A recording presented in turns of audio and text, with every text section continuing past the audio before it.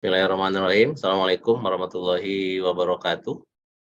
Waalaikumsalam Warahmatullahi warahmatullahi wabarakatuh. wabarakatuh. Ya, Bapak Ibu yang kita hormati, alhamdulillah hari ini kita bertemu dalam rangka kegiatan P3M, yaitu bagaimana memandu proses upload proposal di sistem kita, namanya Simpediaka dan sebagainya terkait dengan aktivitas kita di P3M ya.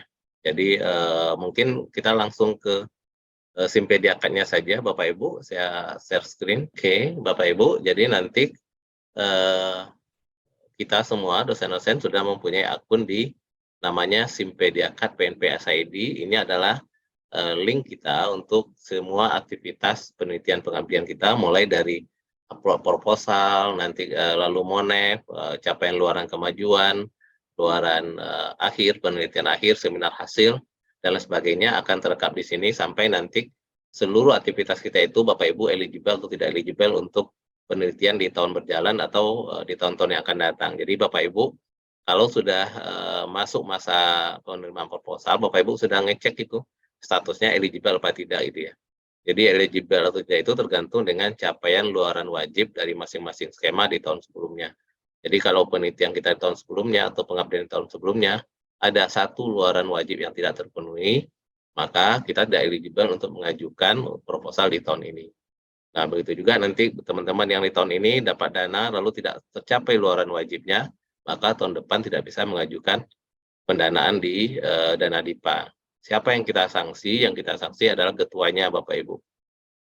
Jadi ketuanya tidak kita perkenankan jadi ketua maupun sebagai anggota di yang penelitian didanai oleh DIPA. Tapi kalau penelitian mandiri silakan. Jadi bagi teman-teman yang tidak lolos di dana DIPA atau tidak eligible dana DIPA, kami harapkan untuk aktif terus meneliti tapi masuk ke skema penelitian mandiri. Skema penelitian mandiri ini kita buka setiap saat Bapak Ibu. Jadi saat ini Bapak Ibu sudah bisa juga mengajukan penelitian mandiri. Nanti prosedur juga sudah ada di buku panduan maupun pengabdian mandiri. Jadi kita memudahkan Bapak Ibu dalam proses memenuhi tridharma perguruan tinggi.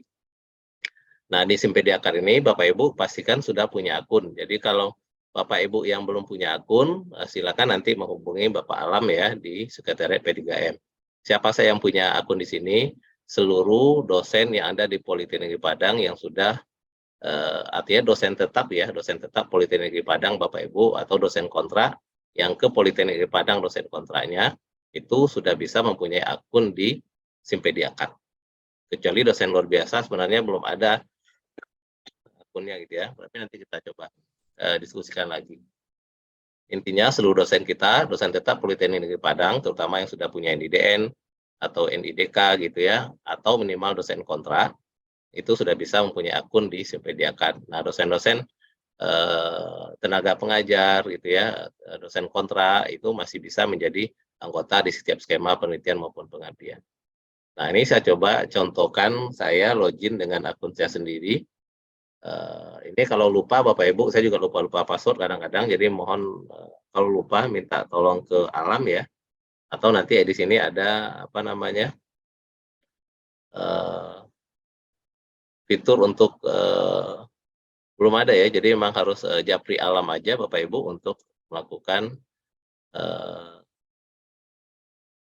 lupa password ya, kalau lupa passwordnya. Nah, di Simpediakad ini kita sebenarnya sudah mulai mengadopsi konsep di Simlitamas waktu itu, namun sekarang tiba-tiba Simlitamas sudah berubah jadi Bima pula gitu Bapak Ibu, tapi nggak apa-apa gitu ya. Nah, di halaman depan ini sebenarnya data-data publikasi Bapak Ibu gitu ya. Nah, jadi langkah pertama agar data-data seperti ini tampil di dashboard Bapak Ibu, kita harus melakukan pengaturan. Jadi di halaman dashboard ini ada publikasi Scopus, publikasi metrik kita di Scopus Bapak Ibu. Ini artinya di Scopus saya ada punya 3 artikel, lalu citasinya baru 13 gitu kan. Nah, di sini nampak artikel kita yang 8 itu apa saja gitu. Kelihatan gitu. Kemudian Google Scholar juga update Bapak Ibu. Nanti kita lihat kan di mana ini bisa update gitu ya. Lalu ini jumlah penelitian, jumlah pengabdian, lalu grafik penelitian. Nah, ini berarti saya stuck ya. Setiap tahun sama gitu. 2002 kemarin cuma 1. pengabdian turun-turun naik, yang kemarin cukup banyak ya pengabdian mandiri ya. Ini tahun ini sepertinya akan banyak lagi akan melakukan pengabdian mandiri karena banyak desa yang MOU dengan kita. Nah, itu nanti juga saya beri kesempatan Bapak Ibu nanti yang tidak lolos di dana penelitian pengabdian dana DIPA, nanti akan saya ajak bergabung di pengabdian mandiri yang akan banyak kita laksanakan di tahun ini. Jadi berharap semua dosen-dosen kita tidak ada yang tidak eligible untuk BKD-nya, pastikan semua sudah punya pengabdian satu gitu ya, penelitian juga minimal satu gitu. Jadi usahakan teman-teman semuanya ikut dalam kegiatan penelitian pengabdian. Nah, di mana kita set ini, di bagian atas ini Bapak Ibu, kalau kita klik nama ini, oh bisa lari-lari deh ya. Nah, ini ada bagian profile namanya. Jadi ini perlu kita cek dan recheck Bapak Ibu, karena ini banyak juga kaitannya dengan data kita di prodi, home base kita di mana gitu. Karena nanti ada di akun jurusan itu melihat keaktifan masing-masing kita sesuai dengan prodi. Nah, ini pastikan data kita diisi dengan valid, terutama nanti nama, NIDN, NIP, Niskamin, golongan. Nah, ini Bapak Ibu golongan silakan harus isi valid Bapak Ibu ya, cek dengan kondisi ini. Nah, yang sangat penting yang ini Bapak Ibu, jurusan dan prodi. Jangan sampai salah prodinya Bapak Ibu. Kadang-kadang Bapak Ibu sudah pindah prodi, tapi di sini nggak ngatur gitu. Karena nanti di akun jurusan itu ada rekap per prodi. Jadi begitu dicek rekap per prodi, yang saya misalnya saya bikin manajemen informatika, seharusnya saya di RPL misalnya. Maka data saya masuk ke manajemen informatika, sementara saya di RPL gitu. Jadi merugikan prodi kita. Jadi silakan pilih Bapak Ibu home base-nya. Bapak Ibu ingin tahu home base-nya di mana, cek di SIPEK ya. SIPEK, sistem kepegawaian kita, SIPEK PNP SID, Bapak Ibu lihat nama Bapak Ibu di situ, dan lihat home base Bapak Ibu apa gitu. Jadi isi sesuai dengan data Bapak Ibu yang ada di SIPEK.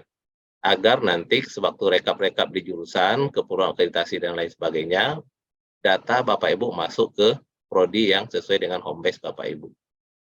Kemudian kalau mau ganti password, biasanya teman-teman masih pakai password default. Jadi sangat saya sarankan untuk mengganti passwordnya dan jangan memberikan username kita ke teman-teman yang lain.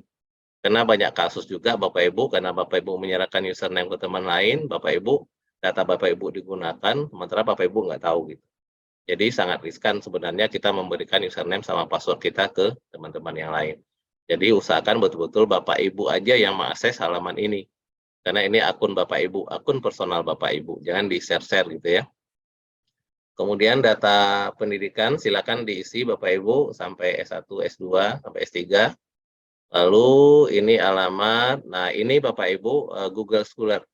Kenapa tadi data saya muncul? Maka silakan Bapak Ibu tampilkan akun Google Scholar-nya di sini, ID-nya.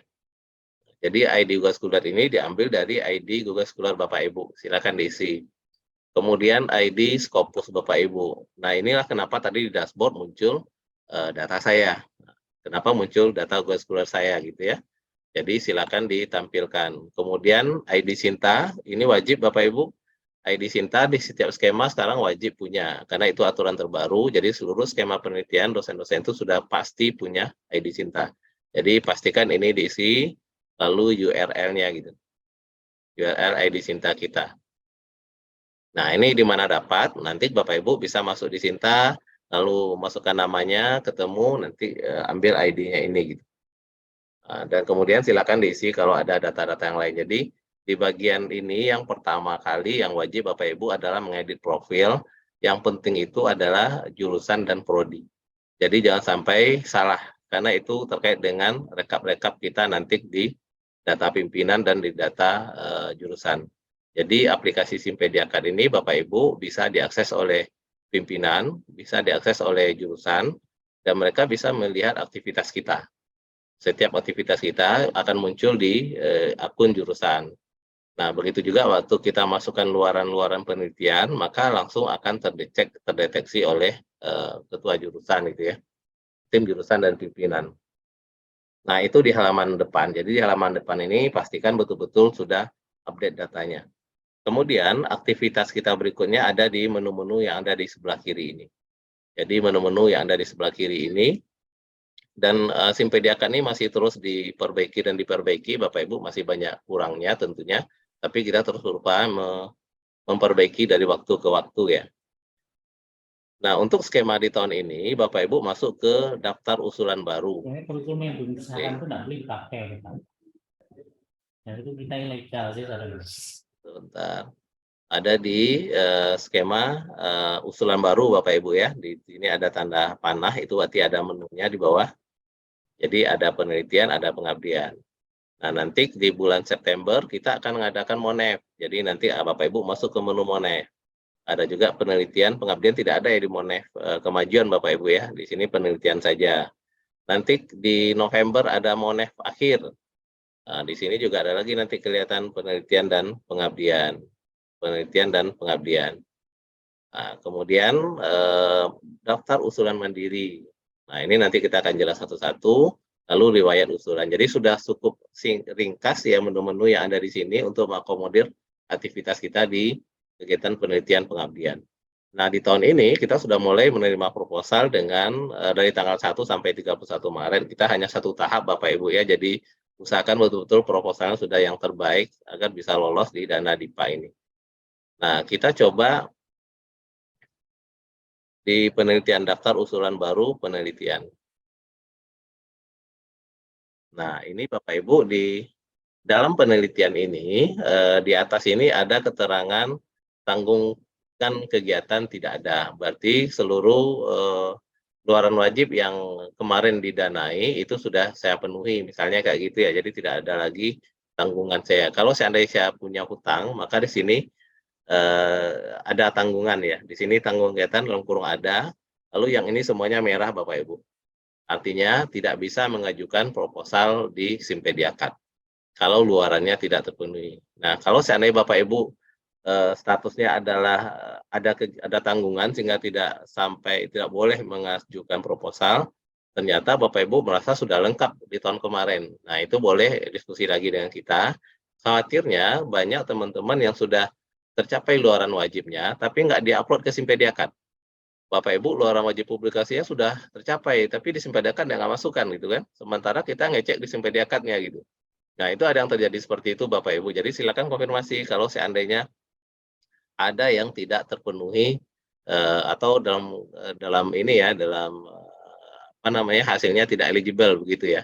Jadi kalau tidak eligible ternyata Bapak Ibu merasa seluruh luaran yang tahun kemarin sudah terpenuhi, silakan dikonfirmasi karena sering kesalahannya seperti itu saja gitu ya. Karena lupa mengupdate data yang ada di Simpediakat. Nah, skema kita ada 7, Bapak Ibu, cukup banyak ya. Jadi nanti hati-hati dalam memilih skema, pastikan sesuai dengan rencana proposal Bapak Ibu. Nah, yang pertama itu dosen pemula, ini untuk yang asisten ahli. Jadi yang boleh jadi ketua di dosen pemula adalah teman-teman yang jabatan fungsionalnya adalah asisten ahli. Di luar itu boleh jadi anggota, tapi minimal sebaiknya anggotanya juga paling tinggi asisten ahli Bapak Ibu. Jadi disarankan ya, jadi mengajak teman-teman yang asisten ahli yang lain untuk jadi anggotanya. Jangan nanti ketuanya asisten ahli, anggotanya lektor kepala. Nah, itu kan kurang pas gitu ya. Jadi usahakan kalau seandainya dosen pemula ini minimal satu orang anggota boleh dosen sesama asisten ahli gitu ya, atau diajak mahasiswa. Mahasiswa kan wajib gitu kan. Nah, itu silakan. Jadi kita di P3M sangat berupaya teman-teman yang asisten ahli ini agar segera naik ke lektor atau lektor ya. Jadi jangan lama-lama di skema ini. Di aturan-aturan kita selalu menyebutkan skema ini hanya boleh 2 kali menjadi ketua. Nah, kemudian di penelitian terapan unggulan, ini luarannya kan publikasi di jurnal Sinta 1, Sinta 2, atau jurnal internasional, dan menyelesaikan tugas akhir mahasiswa. Nah, ini skemanya ini, dan dananya 15 juta ya, yang dosen pemula ini 7 juta. Lalu penelitian terapan program studi yang ini, Bapak Ibu kemarin ada yang salah-salah gitu yang ngambil ke pusat studi. Jadi yang ini program studi. Jadi yang PT PGS ini penelitian program studi. Luaran juga 2 Bapak Ibu publikasi di Sinta 1 sampai Sinta 6 tidak terlalu berat ya. Lalu nanti juga ada modul atau buku ajar. Jadi masing-masing kita ini ada 2 skema luaran kecuali dosen pemula. Dosen pemula cuma 1 ya, publikasi di jurnal nasional saja sudah oke, karena ini langkah awal untuk mulai penelitian. Lalu terapan pemula, ini yang menyelesaikan tugas akhir mahasiswa. Jadi ini gabungan antara penelitian dan pengabdian. Ini bonus Bapak Ibu, bagi Bapak Ibu yang jadi ketua di tempat lain, boleh menjadi ketua lagi di sini. Karena ini terkait dengan mahasiswa bimbingannya. Karena yang jadi ketua itu disarankan betul-betul yang mahasiswa produk dari mahasiswa yang dia bimbing. Jadi Bapak Ibu silakan jadi ketua di tempat lain, maka di sini ini adalah bonus. Jadi boleh 2 ketua, satunya adalah di terapan pemula. Tapi kalau tempat yang lain, jatah dasarnya itu 1 ketua, 1 anggota, atau dua-duanya anggota ya. Nah, bisa 3 Bapak Ibu kalau Bapak Ibu di penelitian terapan pemula. Nah, luarannya ini juga publikasi 1, lalu menyerahkan ke masyarakat, ada mitranya, jadi yang ini wajib ada mitranya. Nah, sewaktu menyerahkan ke mitra, Bapak Ibu juga bisa menyerahkan membuat pengabdian mandiri. Jadi penelitiannya didanai, pengabdiannya pengabdian mandiri gitu Bapak Ibu. Jadi sewaktu menyerahkan alat, mungkin Bapak Ibu lakukan pelatihan atau FGD dan sebagainya. Nah, itu sudah menjadi pengabdian mandiri. Karena pengabdian mandiri tidak terlalu tidak terlalu seketat ya dengan yang didanai ya. Kemudian PTPS ini untuk prodi-prodi yang sudah pusat studi yang sudah dapat SK dari pimpinan ya. Jadi PTPS masih banyak juga yang bertanya gimana cara bikin pusat studi PP gitu ya.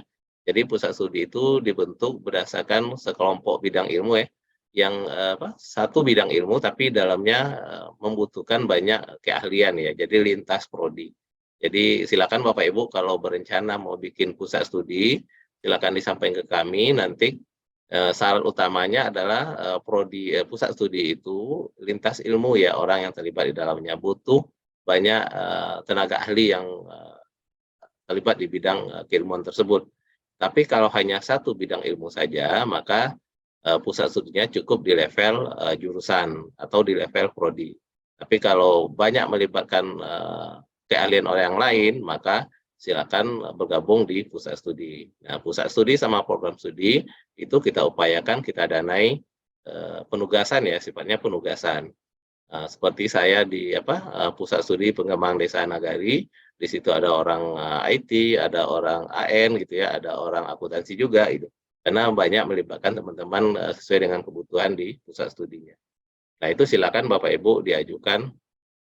Karena ada juga satu kebanggaan bahwa kita diundang sebagai narasumber, sebagai anggota atau ketua dari pusat studi ini gitu. Jadi nampak keahlian kita sesuai dengan bidang kita. Nah, silakan Bapak Ibu. Kemudian ada skema percepatan guru besar, ini untuk teman-teman yang sudah S3. Kita harapkan mudah-mudahan ini memacu untuk segera mencapai target-target S3-nya. Karena ini luarannya harus publikasi internasional bereputasi dan ikut konferensi internasional bereputasi. Dan ini hanya boleh 1 kali jadi anggota jadi mengusulkan ya. Jadi tahun ini kesempatan yang besar juga Bapak Ibu, dananya juga cukup besar dan mudah-mudahan akan banyak yang mengajukan proposal di dana ini.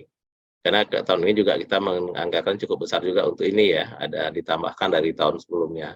Hal yang sama juga dengan terapan internasional. Ini masing-masing kita 30 juta Bapak Ibu, jadi silakan maksimalkan ini agar nanti terjadi peningkatan juga ini karena pengaruh juga ke institusi selain ke Bapak Ibu personal ya juga ke institusi gitu. Nah, itu panduan lengkapnya kemarin sudah kita sampaikan, nanti silakan Bapak Ibu baca-baca lagi. Yang penting aturan kita, panduan kita melekat ke yang telah kita terbitkan. Ya, acuannya ke buku panduan. Nah, ini misalnya saya coba untuk mengajukan PTU misalnya ya. PTU, jadi dalam mengisi ini Bapak Ibu, kita sudah sampaikan di bagian bawahnya, bagian sebelah kanan ini luaran wajibnya apa. Ini tidak bisa Bapak Ibu ganggu gugat ya, ini hanya informasi saja. Jadi skema PTU itu wajib ada publikasi 1 di jurnal internasional dan kemudian wajib menyelesaikan tugas akhir mahasiswa. Kecuali yang MKDU Bapak Ibu ya, kalau yang ini. Jadi MKDU boleh tidak. Jadi waktu eligible nanti kita cek kalau dia dosen MKDU maka tidak wajib untuk menyelesaikan tugas akhir mahasiswa. Karena rata-rata dosen MKDU tidak membimbing ya, paling jadi anggota ya, tapi untuk ketua jarang gitu ya. Nah, jadi langkah pertama Bapak Ibu silakan diisi judulnya. Kita berharap ini data yang sudah dimasukkan sini betul-betul data yang sudah sudah bagus ya, tidak akan diedit-edit lagi gitu ya. Harapannya seperti itu. Jadi judul lalu abstraknya silakan diisi. Misalnya kayak gitu. Ya ini jadi diisi data judul sama daftar abstrak yang lama kegiatan kita sudah fix 1 tahun, jadi tidak ada diganti-ganti Bapak Ibu ya. Kemudian kita klik next. Nah, waktu diklik next, di sini Bapak Ibu memasukkan jumlah anggota. Nah, seperti kita sampaikan bahwa anggota kita itu maksimal 4. Jadi ingat nih Bapak Ibu ya, anggota kita itu maksimal 4. Yang 4 itu siapa saja, boleh dosen, boleh PLP, boleh mahasiswa. Komposisinya kita serahkan ke Bapak Ibu. Yang dosennya 2, mahasiswa 1, boleh. Berarti hanya 3 gitu ya. Atau dosennya 1, mahasiswanya 1, boleh. Yang wajib adalah mahasiswa dengan dosen Bapak Ibu. Jadi anggotanya minimal 1 dosen kita ajak, lalu 1 orang mahasiswa. Dari PLP kalau kita butuh kita ajak ya. Jadi jangan nanti di sini Bapak Ibu isi 4 dosen lalu tambah mahasiswa gitu ya. Tidak, nggak boleh. Jadi yang 4 itu sudah include semuanya. Jadi 4 itu bukan dosennya, 4 Bapak Ibu, sudah semua anggotanya. Seluruh anggota yang ada di penelitian Bapak itu 4 maksimal. Di dalamnya dosen, mahasiswa, dan PLP. Atau ya, jadi atau. Tapi mahasiswa wajib. Jadi kalau untuk masukkan nama dosen 2 orang, Bapak Ibu tinggal ketik aja. Misalnya namanya Andi Ahmad Dahlan gitu ya, langsung muncul. Bapak Ibu tinggal klik saja. Lalu ada lagi yang lain, ketik aja Bapak namanya misalnya Bu Yosi gitu ya. Nanti ketemu Yosi Septriani,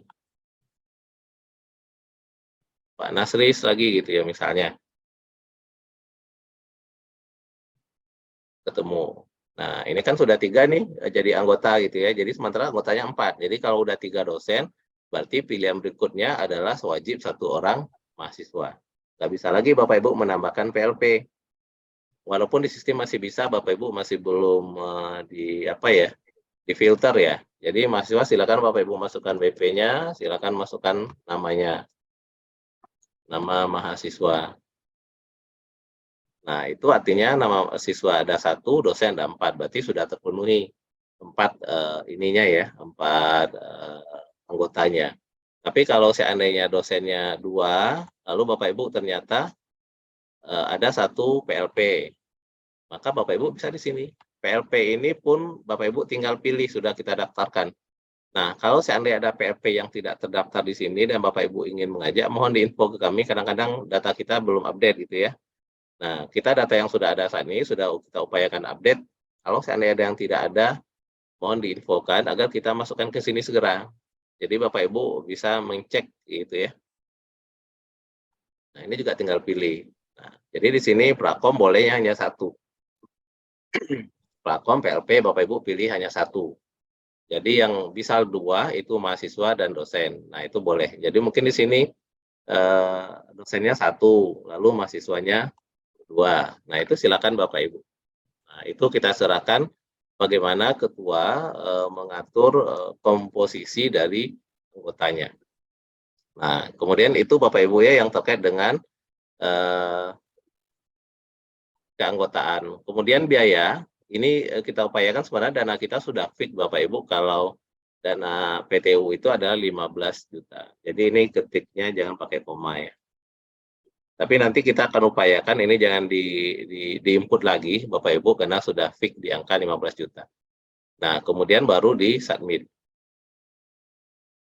Kalau data itu sudah lengkap. Nah, Bapak Ibu di sini data berhasil disimpan. Kalau data berhasil disimpan, maka dia akan muncul di bagian bawahnya. Di bagian Nah, di sini Bapak Ibu muncul dia. Ini data Bapak Ibu yang dimasukkan tadi. Nah, setelah kita masukkan proposal, maka ini Bapak Ibu klik tambah ini. Kita butuh namanya approve. Ini muncul dia data yang tadi, luarannya diberitahu personilnya udah ada Ini ya, kebetulan kita ngajak Pandia Malang. Oh, satu tadi PLP ya, jadi ada PLP 1. Ini dana, oh ini nggak muncul, nanti kita perbaiki Bapak Ibu, ini tidak muncul dana internalnya. Sebentar.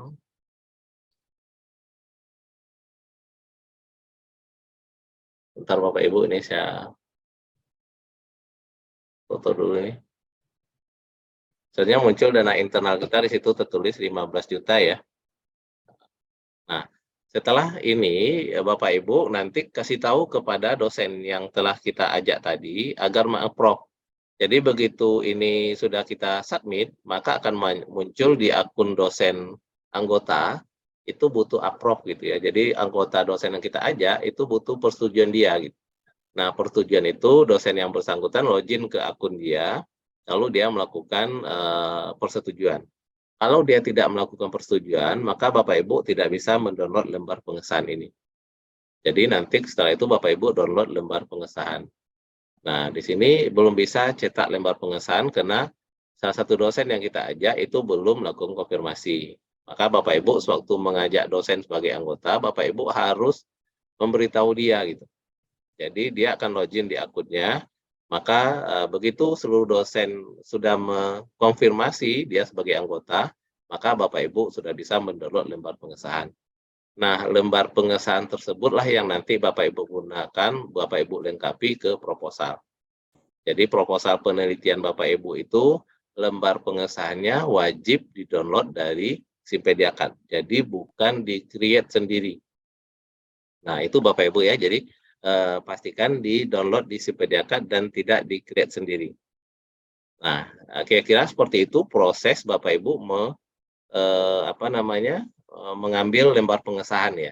Nah, kalau lembar pengesahan sudah selesai, maka tahap berikutnya di bagian bawah itu, di sini Bapak Ibu ada namanya unggah proposal.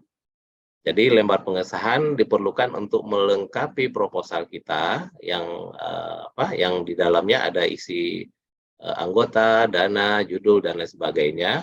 Setelah lengkap lalu kita bikinkan proposalnya, Bapak Ibu masuk ke dalam unggah proposal. Nah, di unggah proposal ini juga saya masih belum bisa Bapak Ibu karena tadi masih Pak Andi Amadalan saya minta bantu, saya isi ya, saya iseng-iseng saja, tapi belum dikonfirmasi jadi nggak bisa. Jadi nanti intinya di bagian bawah itu setelah lembar pengesahan bisa Bapak Ibu download, lalu selesaikan proposalnya sebagus mungkin, tampilkan dalamnya lembar pengesahan lalu unggah. Di unggah ini nanti muncul form memilih file yang akan Bapak Ibu unggah ke dalam sistem. Nah, begitu Bapak Ibu unggah proposal, maka nanti di sini tombol download proposal ini aktif. Kalau download proposalnya aktif, berarti Bapak Ibu sudah berhasil mengunggah proposalnya. Kalau seandainya download proposal ini seperti saat ini, berarti unggah proposal Bapak Ibu belum aktif. Nah, seperti itu ya. Jadi pastikan setelah Bapak Ibu unggah, fitur download proposal ini aktif. Artinya begitu Bapak Ibu klik download, terdownload yang Bapak Ibu unggah tadi. Artinya masih bisa Bapak Ibu download kembali ya. Jadi kalau seandainya filenya hilang di komputer Bapak Ibu lupa proposalnya, nah silakan di-download kembali. Nah, sampai sebelum tanggal 31 Maret, Bapak Ibu masih bisa ngedit. Mengedit itu kalau ada data yang ingin diperbaiki. Diulang lagi dari awal itu Bapak Ibu. Kalau ada data yang masih diperbaiki. Judulnya mau diganti atau apa gitu ya. Nah, itu boleh Bapak Ibu lakukan sampai masanya berakhir itu tanggal 31 Maret. Jadi sebelum tanggal 31 silakan Bapak Ibu lakukan proses edit data. Namun kalau Bapak Ibu sudah merasa yakin semuanya sudah oke, maka silakan lakukan validasi. Validasi ini menandakan bahwa proposal yang Bapak Ibu lakukan itu sudah fix, sudah final, dan tidak akan diedit lagi. Walaupun nanti belum tanggal 31 Maret. Jadi kalau Bapak Ibu masukkan sekarang dan data itu sudah valid, fix, ya, maka Bapak Ibu klik validasi. Jadi kalau sudah divalidasi, data nggak bisa diedit lagi. Jadi kita di P3M tinggal akan proses saja. Tapi tetap kita akan menunggu sampai tanggal 31 Maret. Nah, data yang masuk sampai 31 Maret itulah data-data yang akan kita proses berikutnya, yaitu tahapnya desevaluasi dan review substansi oleh dua orang reviewer kita gitu ya, internal dan eksternal. Nah, itu Bapak Ibu langkah-langkah yang akan Bapak Ibu lakukan dalam proses submit proposal sampai dengan tanggal 31 Maret 2023 ini paling akhir. Sekali lagi kita ingatkan bahwa proses upload kita ini proses pengajuan proposal kita ini hanya satu tahap. Jadi kalau seandainya tidak mengajukan di tahap 1, tidak ada kesempatan tahap kedua. Tapi biasanya yang tahap kedua itu kalaupun ada, itu biasanya untuk skema penugasan. Jadi misalnya di prodi atau di apa, tapi tetap aja kita berupaya jangan sampai ada tahap 2 Bapak Ibu. Tahap 2. Jadi tidak lagi pengusulan di tahap 2. Kalaupun ada yang kalau terpaksa Bapak Ibu biasanya adalah skema penugasan. Skema penugasan ini karena terkait dengan kebutuhan-kebutuhan kita di institusi ya. Kalau ada penelitian-penelitian yang membutuhkan keahlian khusus yang diminta oleh mitra gitu, maka kita menunjuk dosen-dosen tertentu untuk melakukan penelitian itu. Maka dia sifatnya penugasan. Jadi ada penelitian itu yang sifatnya penugasan ya Bapak Ibu ya. Nah, nanti setelah proses tadi selesai unggah sampai 31 Maret, tadi sudah sampaikan bahwa kita akan melakukan namanya desevaluasi. Jadi proposal Bapak Ibu itu akan dicek kembali oleh kita di P3M syarat administratifnya. Misalnya kalau tadi dosen pemula itu syaratnya asisten ahli, ternyata ada lektor yang ngajuin ya, karena di sistem kita masih ada kendala gitu ya, bisa aja lektor mengajuin. Maka nanti pasti proposal Bapak Ibu tidak akan diproses. Atau yang mengajukan itu bukan asisten ahli, ya, intinya seperti itu ya. Maka nanti tidak akan diproses lebih lanjut. Jadi jangan sampai kita sia-sia sudah membuat proposal sebagus mungkin, tapi kita tidak eligible di situ gitu ya. Karena di sistem kita masih belum belum fix dalam membatasi hal-hal seperti itu gitu. Nah, ini nanti mohon dicek lagi buku panduannya, kita eligible-nya di mana, jadi sesuaikan. Kemudian juga nanti yang kita cek adalah terkait dengan keanggotaan. Jadi kita sudah menyebutkan anggota kita maksimal 5 orang dengan ketua ya. Tapi ada yang masukin sampai 7 orang gitu ya. Nah, jangan sampai dengan kesalahan seperti itu, Bapak Ibu nggak eligible. Mungkin proposalnya bagus, tidak bisa kita kirim ke reviewer karena syarat administratifnya nggak dipenuhi, nggak diikuti gitu ya. Kita udah jelas-jelas wajib itu 4 orang maksimal anggota. Bapak Ibu bikin 5 gitu ya, karena di sistem kemungkinan masih bisa seperti itu gitu. Nah, itu kita hindari. Jadi mulai sekarang kita mulai tertib administratif Bapak Ibu dengan hal-hal seperti itu, sehingga nanti yang kita kirim ke reviewer itu adalah proposal yang betul-betul sudah sesuai syarat administrasinya sudah terpenuhi. Gitu. Jadi kita betul-betul tertib dengan administratif gitu. Nah, kemudian setelah itu Bapak Ibu melakukan penelitian, lalu kita akan tanda tangan kontrak. Di bulan September nanti kita melakukan monef kemajuan untuk penelitian, formatnya juga sudah ada di buku panduan. Lalu di November ada monef akhir untuk penelitian dan pengabdian. Kemudian khusus untuk pengabdian Bapak Ibu, kita sebelum Bapak Ibu melakukan pengabdian ke masyarakat, nanti mengajukan permohonan kepada kita di P3M, nanti kita akan ada tim yang akan mendampingi pelaksanaan pengabdian Bapak Ibu. Karena saat tahun kemarin itu sangat banyak masukan ke kita di P3M terkait dengan kegiatan pengabdian yang kalau bisa PEP lihat orang itu melaksanakan pengabdian apa tidak gitu ya. Karena ada indikasi yang tidak baik waktu itu gitu ya. Maka kita percaya saja Bapak Ibu, berharap kalau ada pengabdian itu betul-betul dilaksanakan dengan baik. Nah, tahun ini kita mungkin akan ada beberapa yang akan kita dampingi pelaksanaan pengabdiannya agar betul-betul tercapai apa yang kita inginkan gitu ya. Kemudian setelah monef akhir nanti kita ada lagi namanya seminar hasil. Nah, seminar hasil ini Bapak Ibu presentasi atas apa yang telah dilakukan selama kegiatan penelitian dan pengabdian, dan itu wajib dilaksanakan. Itu ibaratnya ekspos kita saja di akhir tahun atas kegiatan penelitian pengabdian telah kita lakukan selama ini. Nah, setelah itu Bapak Ibu kalau sudah selesai kegiatan penelitian pengabdian nanti akan muncul di bagian bawah ini namanya riwayat usulan.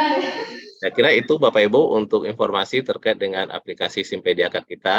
Kelihatan sederhana tapi ini sangat membantu dalam proses aktivitas kita dalam proses penelitian dan pengabdian kepada masyarakat. Oke, jadi saya rasa demikian Bapak Ibu pertemuan kita kali ini terkait dengan proses untuk submit proposal di Simpediakat. Mudah-mudahan pertemuan kita ini memberikan semacam pemahaman kepada kita terkait dengan proses upload proposal di Simpediakat. Demikian Bapak Ibu, terima kasih banyak. Mohon maaf. Assalamualaikum warahmatullahi wabarakatuh.